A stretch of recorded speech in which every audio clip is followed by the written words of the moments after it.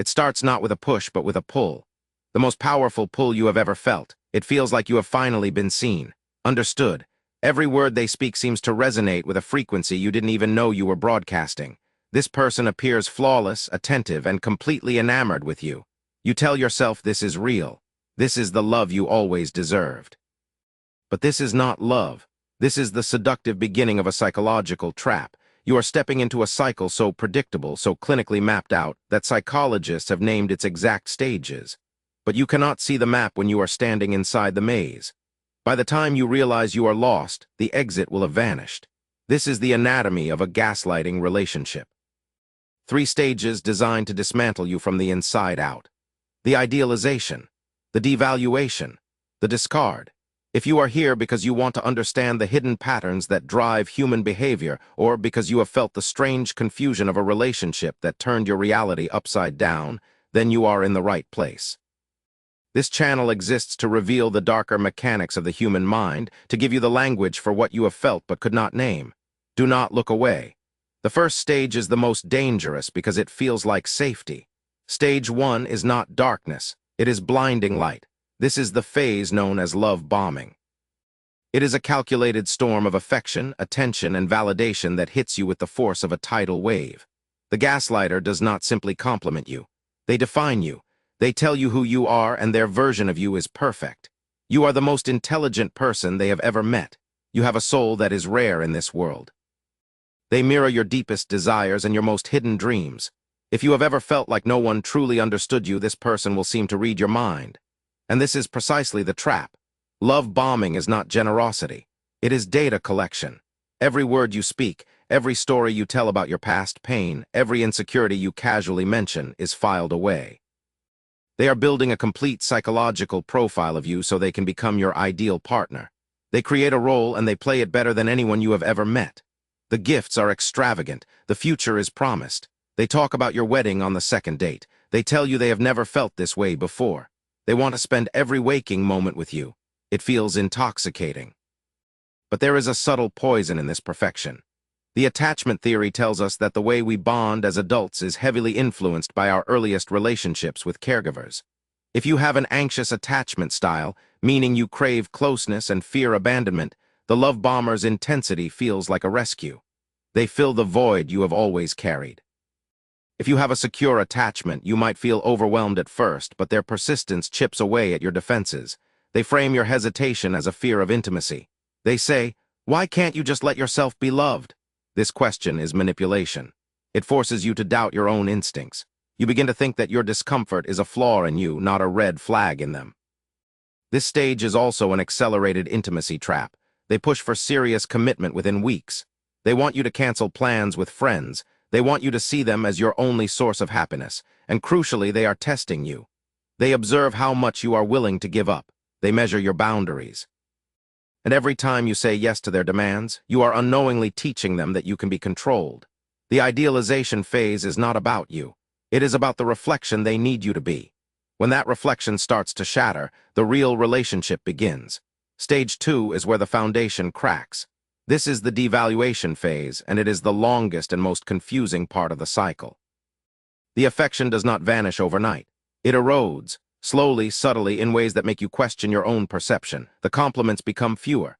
The criticisms appear disguised as jokes. They say you are too sensitive. They accuse you of overreacting. This is the entry point of gaslighting. Gaslighting is not a single lie. It is a sustained campaign to make you distrust your own mind. The goal is to make you dependent on your abuser for reality itself. It begins with small inconsistencies. They say something. Later, they deny ever saying it. You are certain you remember it correctly, but they look at you with such calm confusion that you start to doubt yourself. Maybe you misheard. Maybe you are remembering it wrong. This is the seed of chaos. Over time, these small denials build a fog of confusion. You start to rely on them to tell you what actually happened. This is called reality testing, and in a healthy relationship, it is mutual. In a gaslighting relationship, it is a weapon. The devaluation phase also introduces intermittent reinforcement. This is a psychological principle that is more addictive than consistent reward. Sometimes they are kind. Sometimes they are cruel. You never know which version you will get. This unpredictability creates a trauma bond. Your brain releases dopamine when they are kind and cortisol when they are cruel. Your nervous system becomes hooked on the cycle of relief. You start to chase the highs, hoping that if you just do everything right, you will get the love bomber back. You begin to believe that the cruelty is your fault. If you were better, quieter, more attentive, less demanding, they would return to being the person who adored you. But this is the illusion. The devaluation is not a reaction to your behavior. It is a deliberate process. The narcissistic individual, and many gaslighters have strong narcissistic traits or full narcissistic personality disorder, begins to feel bored or threatened by your stability. In their internal world, they need a constant flow of external validation known as narcissistic supply. When you become a source of criticism, or even just a separate person with needs, you stop being useful. You become a target. They start to undermine your confidence systematically. They isolate you from your support system. They make you feel guilty for talking to your friends. They tell your friends that you are unstable. They slowly construct a reality where you are the problem. You begin to walk on eggshells. You apologize constantly. You check your own memory against theirs. This is the moment when you lose yourself. Your personality reshapes around their moods. Your goals become irrelevant. Your only goal is to stop the pain. But stopping the pain is not possible because the pain is the point. The devaluation is designed to break you down so you are too weak to leave when the final stage arrives. Stage 3 is the discard. But do not make the mistake of thinking the discard is an ending. It is another tactic. The discard is not always a dramatic breakup with shouting and slammed doors. Sometimes it is a cold silence. Sometimes it is an inexplicable withdrawal. One day the devaluation stops. They suddenly seem indifferent. You are confused. You try harder to get their attention. They are distant. They say they need space. They blame you. They say you changed. They say they are exhausted by your neediness. But this neediness is a wound they created. The discard serves multiple purposes. First, it is punishment. You failed to provide sufficient supply. You questioned them. You caught them in a lie. You started to see through the mask. For a person with a fragile ego, being seen for who they truly are is an intolerable threat. So they discard you to protect their own image. They frame it as your fault. They walk away looking like the victim. This is the final act of gaslighting. They rewrite the entire history of the relationship. They tell everyone you were toxic. They tell you that they gave you everything and you destroyed it. You are left holding the shattered pieces, believing you are the monster. Second, the discard is a power move. It is designed to provoke a reaction. They want to see you chase them. They want to see you desperate. Your desperation confirms their power. This is why so many victims report that their abuser cycled back after a breakup. This is called hoovering, named after the vacuum cleaner brand. The gaslighter sucks you back in. They reappear weeks or months later with a perfect apology. They say they have changed. They say they have been in therapy. They remind you of the beautiful beginning. They play the role of the redeemed lover. And like a moth to a flame, you return, but the cycle does not reset. It accelerates. The next idealization phase is shorter. The devaluation is harsher. The discard is crueler. Each time your self-esteem is lower. Each time you are more dependent. Each time you have less energy to leave. This is the true horror of the cycle. It is a slow erosion of your identity. By the time you realize you are trapped, you may not remember who you were before you met them. The love you felt at the beginning was not real for them. It was a performance. The bond you feel is not love. It is a trauma bond fueled by intermittent reinforcement and addiction. You cannot heal the relationship. You can only heal yourself. The first step is to name the experience: gaslighting. Love bombing, devaluation, discard. When you have a word for the pattern, you can see it. When you can see it, you can stop blaming yourself. The second step is to rebuild your reality testing. Talk to trusted people who were not part of the relationship. Write down events as they happen. Keep a journal. Record conversations if it is legal in your jurisdiction. Your memory has been tampered with. You need external anchors to help you trust your own mind again. This is not crazy. This is recovery.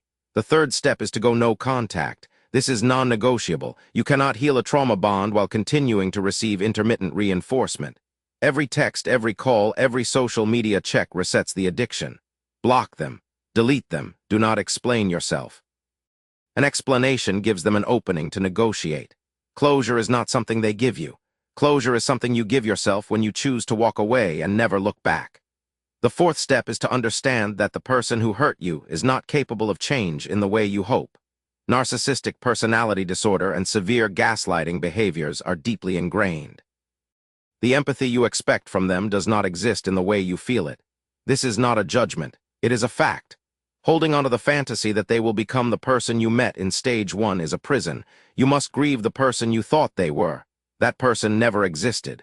You are now standing at the edge of a deep understanding. You have seen the map. The cycle of idealization, devaluation, and discard is not a mystery anymore.